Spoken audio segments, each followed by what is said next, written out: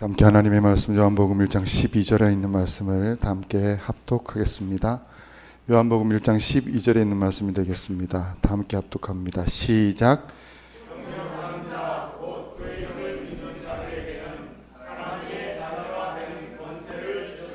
아멘. 다시 한번 제가 읽어 올리겠습니다. 영접하는 자 곧 그 이름을 믿는 자들에게는 하나님의 자녀가 되는 권세를 주셨으니. 아멘. 이 시간 여러분 오신 여러분 모두를 진심으로 환영합니다. 임창욱 집사님께서 감기에 걸리셔가지고 몇 주 고생하신 걸로 알고 있는데요. 오늘 온전히 회복되셨는지 모르겠습니다. 감사합니다. 네, 함께 이 자리에 함께 해주셔서 진심으로 감사합니다. 그리고 여러분 봄이 오는 듯 안 오는 듯 동장군이 아직 기세를 떨치고 있는 것 같은데요. 여러분 추위에 건강 조심하시기를 바랍니다. 아멘. 저는 오늘 본문의 말씀을 통하여 하나님의 자녀가 되는 권세라고 하는 제목으로 하나님의 말씀을 함께 연구하는 시간을 갖도록 하겠습니다. 황수관 교수님을 여러분 잘 아시죠? 고 황수관 교수님이 강의를 하시는데 제가 들은 이야기입니다. 80대의 노모가 60대의 아들과 함께 지하철을 타러 지하철역에 갔다고 합니다. 80대 노모가 한사코 표를 자기가 사겠다고 하면서 돈을 꺼내서 직원에게 내밀면서 이렇게 말을 했다고 합니다. 어른표 한 장, 아이표 한 장 주이소 그랬답니다. 여러분 웃으셔야 하는데 여기서 여러분 그렇습니다. 자식은요 부모에게 아무리 자식이 나이를 많이 먹어도 부모에게는 어린아이와 같은가 봅니다. 저도 어머니가 계신데 제 나이가 50이 넘었는데도 어머니는 늘 그러세요. 저보고 밥 잘 챙겨 먹어라, 운전 조심해라, 늘 그렇게 늘 다 이러십니다. 그래서 제가 몇 번 그랬어요. 어머니 제가 지금 나이가 몇 살인데 그런 얘기 하십니까? 그랬더니 저희 어머니 하시는 말씀이 자식은 나이가 먹어도 자식이다 그러시더라고요. 여러분 동의하십니까? 예, 자식은 나이가 먹어도 자식입니다. 자식은 영원히 부모에게 있어서 사랑의 대상이라고 하는 것입니다. 아멘. 제가 왜 이 말씀을 드리는가 하면 오늘 성경 본문의 말씀에 이렇게 말합니다. 영접하는 자, 곧 그 이름을 믿는 자에게는 뭘 준다고요? 하나님의 자녀가 되는 권세를 주신다 말씀하셨습니다. 이 말을 뒤집어서 말하면 하나님을 영접하지 않고 하나님을 믿지 않으면 하나님의 자녀가 되지 못한다는 의미입니다. 맞습니까 여러분? 그렇다면 여러분들께 여쭤보겠습니다. 여기 하나님의 자녀가 된다는 말이 있는데 하나님의 자녀가 된다는 말의 의미가 뭘까요?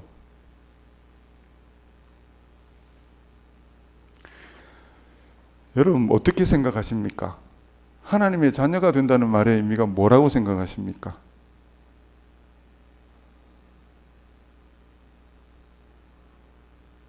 오늘 저녁에 벙어리가 되시기로 하셨습니까? 제가 자꾸 여쭤보니까 긴장되십니까?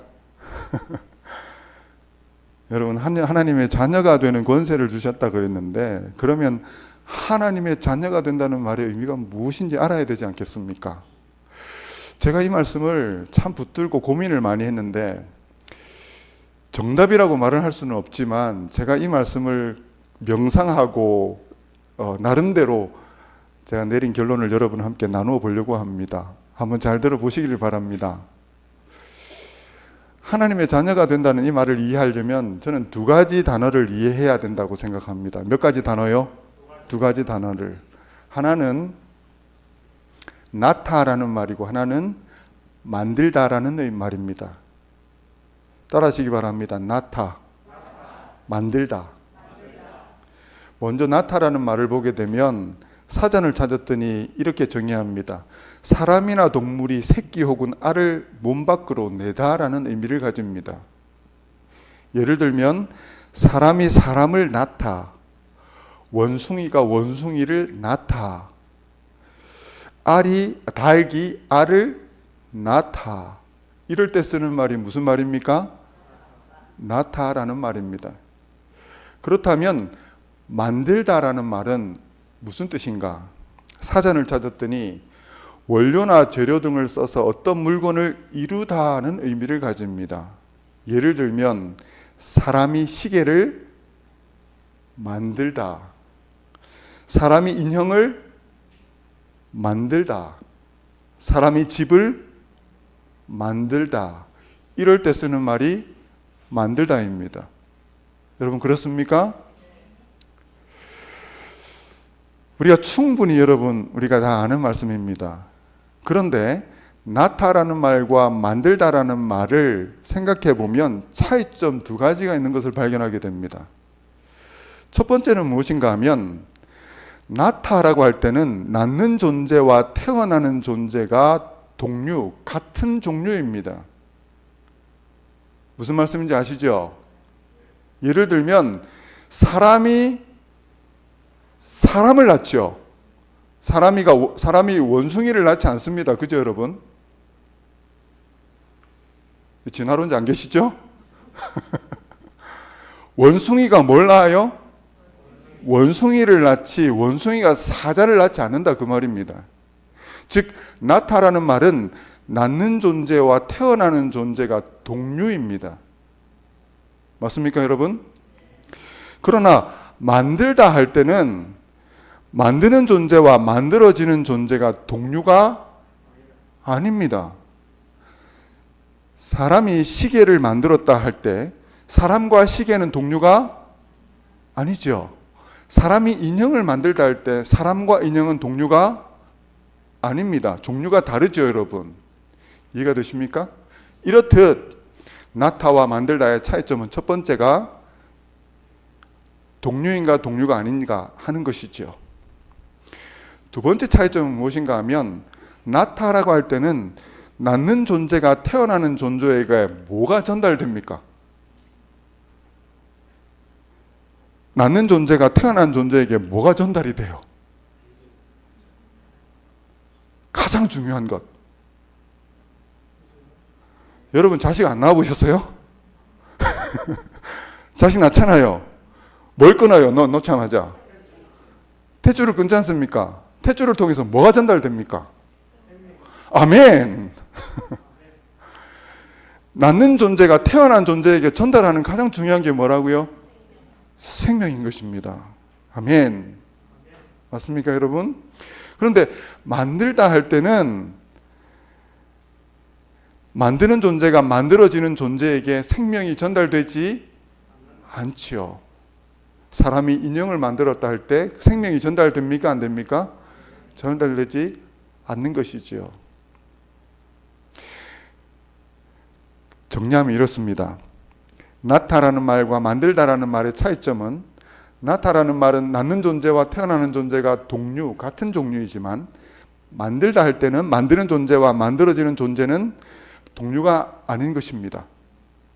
두 번째는 낳는 존재가 태어나는 존재에게 생명이 전달됩니다. 그러나 만들다 할 때는 만드는 존재가 만들어지는 존재에게 생명이 전달되지 않는다 그 말입니다. 여러분 이해가 되시죠? 아멘. 감사합니다. 여기까지 이해가 되셨으면 제가 질문을 던지겠습니다. 여러분 태초에 하나님이 인간을 만드셨습니까? 낳으셨습니까?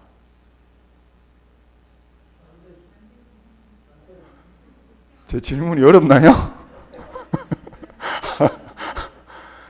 태초에 하나님이 인간을 만드셨어요? 낳으셨어요?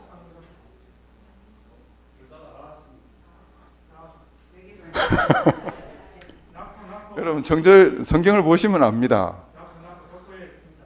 태초에 하나님이 인간을 어떻게 하셨어요?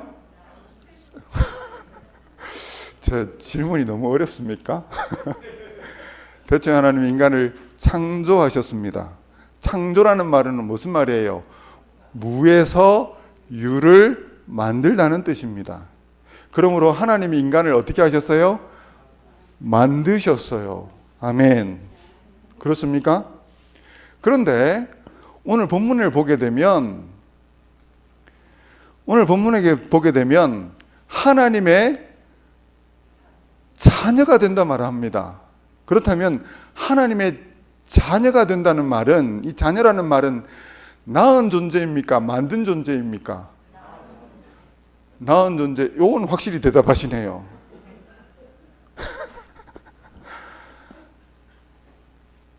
자녀라는 말은 낳은 존재가 된다는 말입니다. 아멘.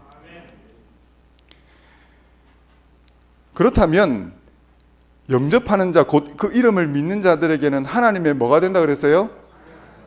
자녀가 된다는 말은 만든 존재가, 무슨 뜻이냐면 만든 존재가 뭐가 된다는 말이에요?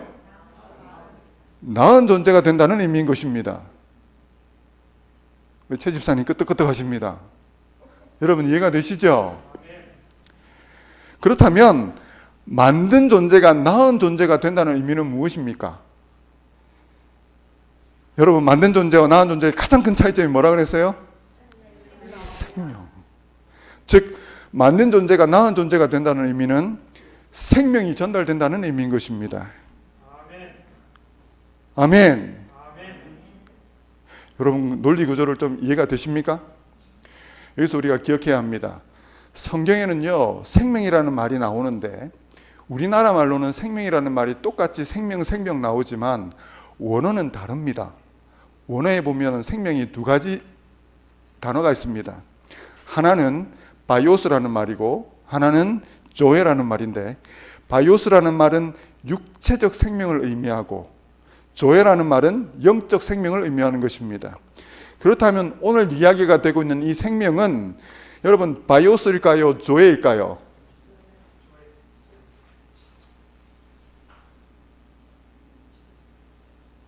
네. 바이오스일까요? 조에일까요? 예. 장로님 좀 부탁드립니다. 괜찮습니다. 네. 괜찮아요? 네. 괜찮습니다. 예. 여기서 말하는 것은 조회인 것입니다.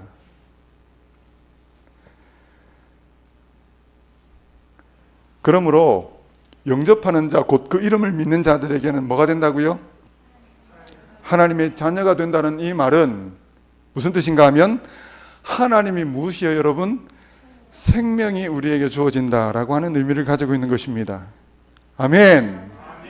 그 생명은 누구의 생명이라고요? 하나님의 생명이 우리에게 주어진다는 것입니다. 하나님의 생명 우리 두 자로 뭐라 그래요? 영생인 것입니다. 즉 여러분 결론적으로 말씀드리면 영접하는 자 곧 그 이름을 믿는 자들에게는 하나님의 자녀가 된다는 주는 권세, 하나님의 자녀가 된다는 말은 하나님의 생명인 영생이 우리에게 주어진다라고 하는 의미를 말씀하고 있다 그 말입니다. 아멘. 그런데 여러분 제가 이렇게 말하면 이 말씀하고 똑같은 말씀 있지 않습니까? 성경에 하나님을 믿는 자들에게는 영생이 주어진다. 어디에 이 말씀하고 똑같은 말씀이 있습니까?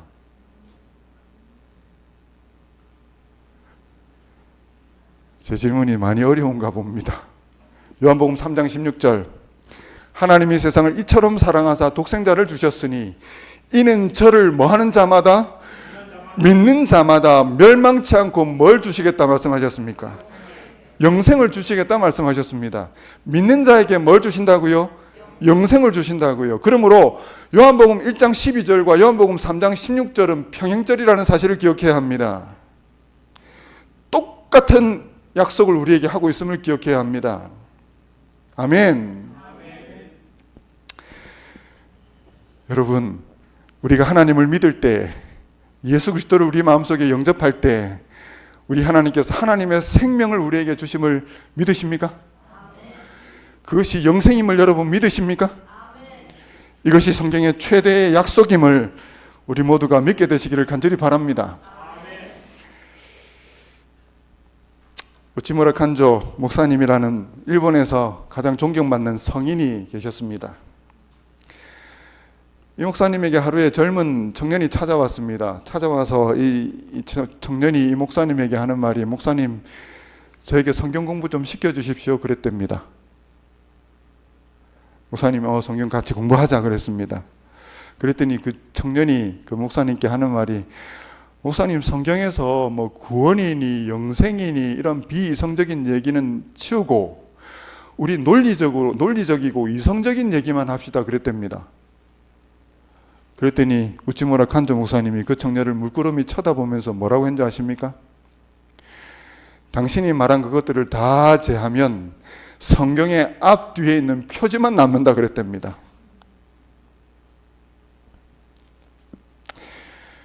여러분, 성경은 우리에게 뭘 말하고 있습니까? 성경이 우리에게 말하고자 하는 핵심이 무엇냐면 그것은 구원입니다. 다시 말하면 죄된 인간이 어떻게 구원을 얻는가, 영생을 얻는가라고 하는 것이 성경의 핵심 가르침입니다. 많은 사람들이 성경을 통하여 인생을 어떻게 살 것인가, 어떻게 하면 성공할 것인가, 어떻게 하면 잘 사는가를 배우려고 하지만 사실은 여러분, 그런 것들은 곁다리입니다. 중요한 것들이 아니라 그 말이에요. 그런 것들은 잘 가르치는 사람들이 너무너무 많아요. 성경이 우리에게 말하고자 하는 여러분 핵심은 무엇이냐면, 인간이 어떻게 구원을 얻는가, 그 지혜를 우리에게 가르쳐 주는 것이 바로 성경의 핵심 가르침임을 우리 기억하십시다. 그래서 성경은 우리에게 말하기를, 성경은 너로 하여금 그리스도 예수 안에 있는 믿음으로 말미암아 구원에 이르는 지혜가 있게 하느니라. 성경을 통하여 여러분 구원을 발견하는 저와 여러분 되시기를 주님의 이름으로 축복합니다. 그런데 많은 사람들은요, 아직도 이런 구원이라든가 영생이라든가 이런 것들을 믿지 않아요. 여러분, 그렇지 않습니까? 여러분들은 영생을 믿으십니까? 오늘날 많은 사람들이 믿지 않습니다. 저는 믿지 않는 사람들에게 제가 자주 쓰는 예화가 하나 있습니다. 그게 뭐냐면 이것입니다. 하루살이가 있었습니다. 뭐가 있었다고요? 하루살이가 있었습니다. 여러분, 하루살이가 왜 하루살입니까? 하루만 산다고 하루살이잖아요. 근데 하루살이가 매미하고 친구가 되었습니다. 여러분, 이 얘기 잘 아시죠? 친구가 되었습니다. 즐겁게 놀았습니다. 해질녘이 되었습니다. 서로 헤어질 시간이 되었습니다. 매미가 너무 즐거웠던 모양입니다. 하루살이에게 뭐라고 얘기하는가 하면, 내일 우리 다시 만나서 놀자 그랬답니다. 그랬더니 하루살이가 뭐라 그랬어요? 내일이 뭐야? 그랬답니다. 저 서울에서 어린아이가 방학을 맞이해가지고 할머니 집에 놀러 왔습니다. 여름방학 때 매미를 만나서 즐겁게 놀았습니다. 매미는 여러분, 제가 알기로는 한 보름 정도 사는 것으로 알고 있습니다. 즐겁게 놀았습니다. 서울로 올라갈 시간이 되었습니다. 그 아이가 매미에게 그랬습니다. 매미야, 매미야, 우리 내년에 다시 만나서 놀자 그랬습니다. 그러니까 매미가 뭐라 그래요? 내년이 뭐야? 그랬답니다. 어떤 한 사람이 있었습니다. 하나님과 평생을 동행했습니다. 너무너무 좋은 시간을 가졌습니다. 너무너무 행복했습니다. 그런데 이 사람이 나이가 들어서 죽을 때가 되었습니다. 하나님께서 그와 동행한 것이 너무나 좋았습니다. 그래서 하나님께서 그에게 뭐라고 얘기했는가 하면, 누구누구야, 우리 천국에서 영원히 함께 살자 그랬답니다. 그랬더니 그 사람이 뭐라 그랬을까요? 하나님, 영혼이 뭐예요? 그랬답니다.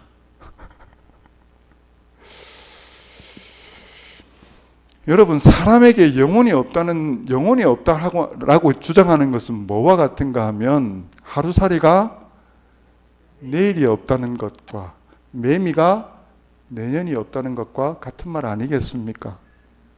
여러분, 그렇습니까? 그래요. 사람에게는 영혼이라고 하는 것이 없겠지만 누구에게는 있어요? 우리 하나님께는 있다는 사실을 여러분 기억하게 되시기를 간절히 바랍니다.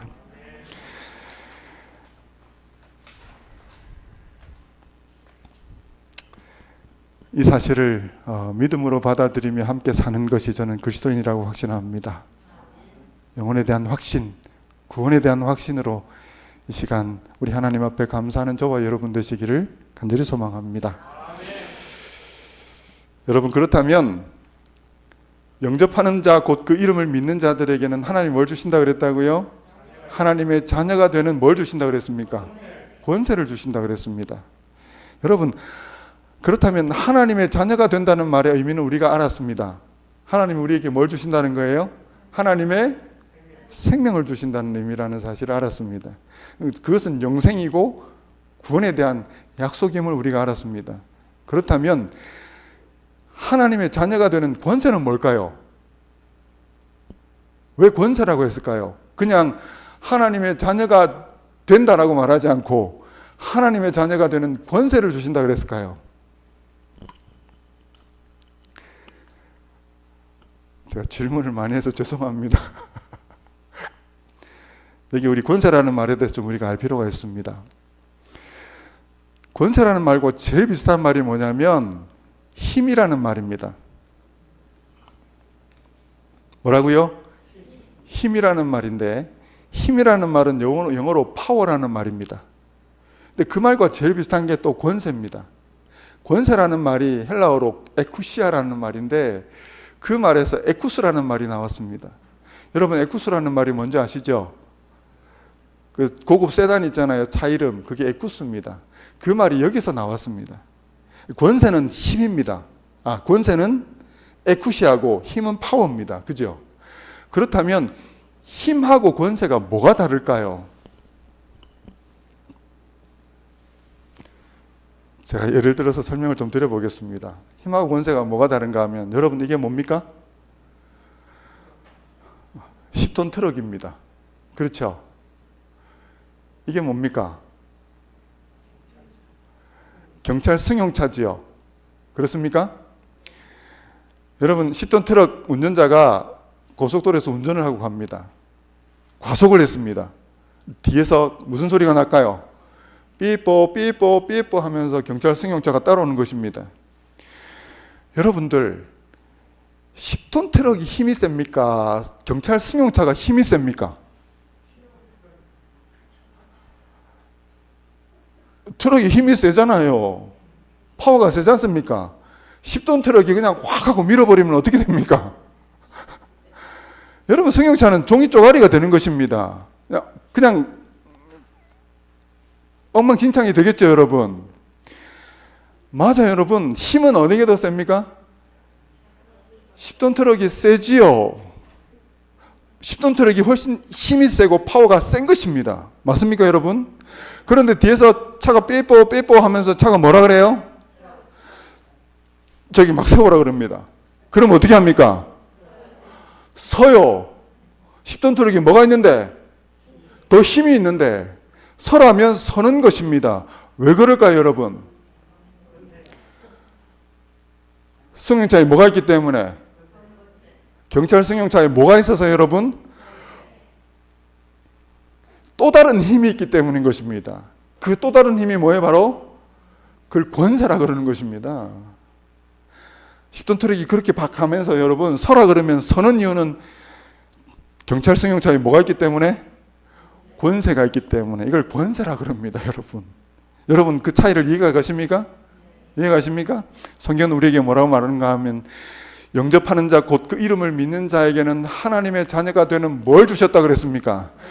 권세를 주셨다라고 우리에게 약속하고 있음을 기억해야 합니다.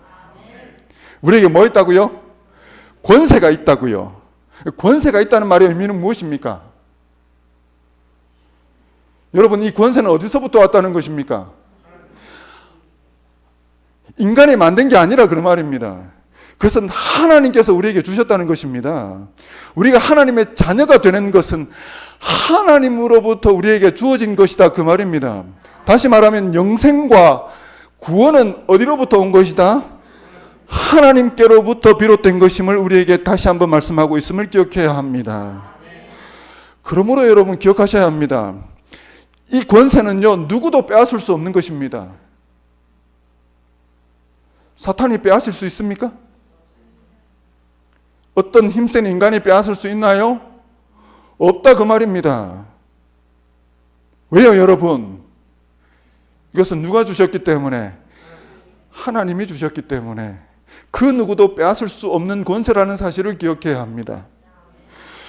그런데 여러분, 이상한 것은 이 권세를 하나님에게 우리에게 주셨는데도 불구하고 특별히 우리 재림 교인들은 왜 이 권세, 하나님이 주신 구원과 이 영생에 대한 확신과 기쁨이 없습니까?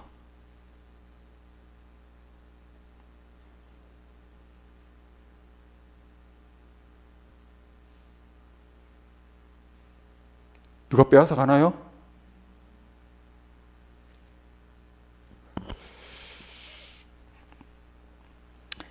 자, 여러분들 마음 다 압니다.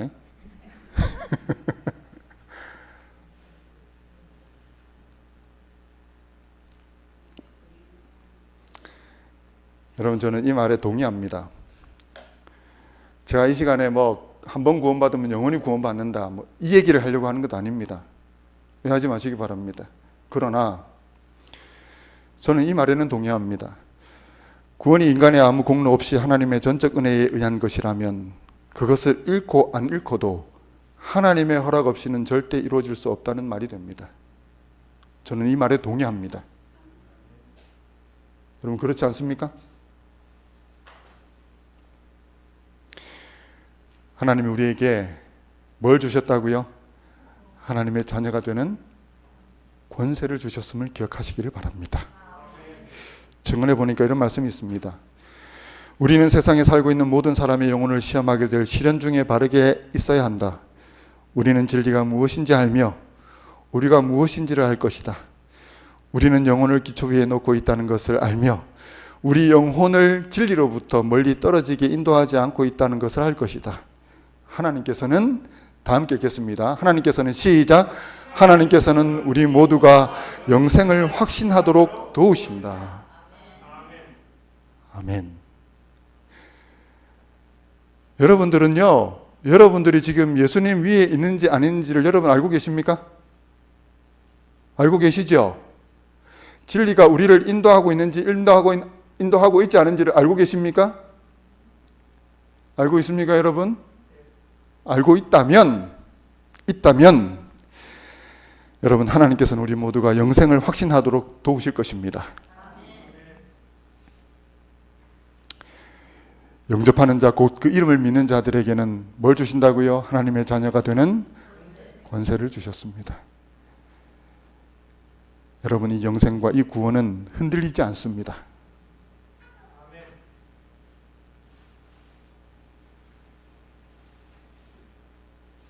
아무도 빼앗을 수 없고 누구도 흔들 수 없습니다. 내가 어디 있다면?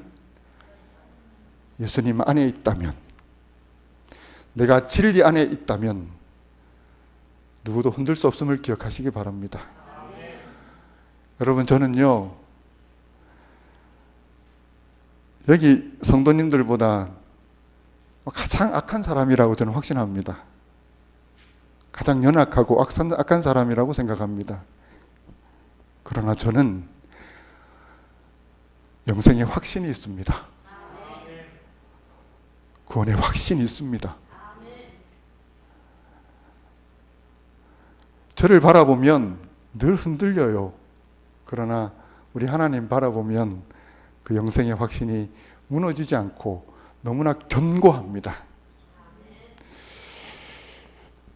여러분, 이 사실을 다시 한번 확인하며 우리가 구원의 영생의 기쁨 안에 우리가 다시 살아가는, 회복하는 우리 모두가 되기를 간절히 바랍니다. 우리 다 함께 말씀을 다시 한번 외울까요? 영접하는 자, 다 아시죠? 다 함께 외우고 이 말씀을 마치겠습니다. 시작. 영접하는 자, 곧 그 이름을 믿는 자들에게는 하나님의 자녀가 되는 권세를 주셨으니, 하나님의 자녀가 되는 이 권세를 누리는 저와 여러분 되시기를 간절히 바라면서 말씀을 마치겠습니다.